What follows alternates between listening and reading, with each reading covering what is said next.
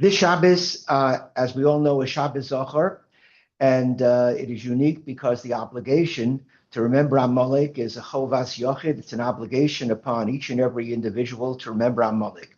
Exactly what are we supposed to remember about Amalek? So, of course, the short answer is we're supposed to remember what Amalek did, an unprovoked attack upon the Jewish people, which, in a sense, represented a total rejection of everything that we as a people stood for. Now, most of us think that that pretty much exhausts what Amalek is. Reb Chaim Soloveitchik, and Rav Soloveitchik quotes his grandfather to remind us, based upon a diuk in the Rambam, in Hilchos Malachim Perek, where Reb Chaim Soloveitchik argues that today, for someone to qualify the terrible type of qualification for someone to be Amalek is anyone who adopts, espouses the ideology of Amalek is in fact halachically Amalek, and we are obligated to fight them, to eliminate them. And of course, today it's clear that there are many modern day counterparts of Amalek, of Hamans, and we have an obligation to deal with them as best as we can. But Rav Soloveitchik makes another interesting comment, which many people aren't aware of. There is another type of Amalek. I would call it the Amalek that we never knew about. He calls that Amalek the internal Amalek. And what is that Amalek? He argues as follows, and I'm expanding upon it. He says that when God created the world, of course, the world was tohu vavohu. It was empty, and it was absolutely bewildering. Tohu vavohu. Of course, when Hashem created the world, however, he left over a little bit of that tohu vavohu. And of course, it was up to man to remedy that void and that bewilderment. Rav Soloveitchik quotes a Tikonei HaZohar, which says that tohu vavohu is to be identified with none other than Amalek himself. In other words, Amalek equates with tohu vavohu, and when a person cannot deal with tohu vavohu, it inevitably leads to hate. It leads to sin. What is tohu vavohu? Tohu vavohu is that type of primordial chaos. It's a sense that a person has that their life is empty, their life is meaningless. The bohu, the tohu, they don't understand what's going on with their life. They are in a mood of perplexity and suffix.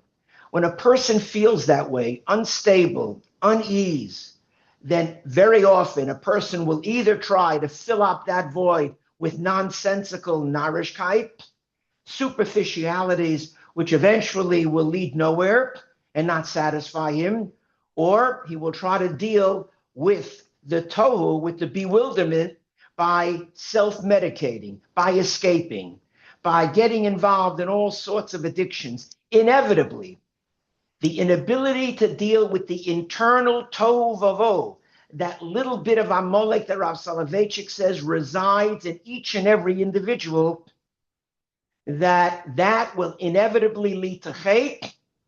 And of course, hate invites Amalek. The pasuk says, "Vayilochem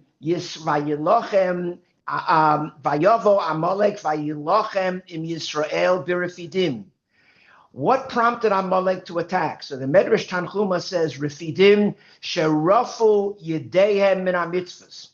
When the Jewish people cannot effectively deal with the tohu vavohu internally, that's when Amalek attacks.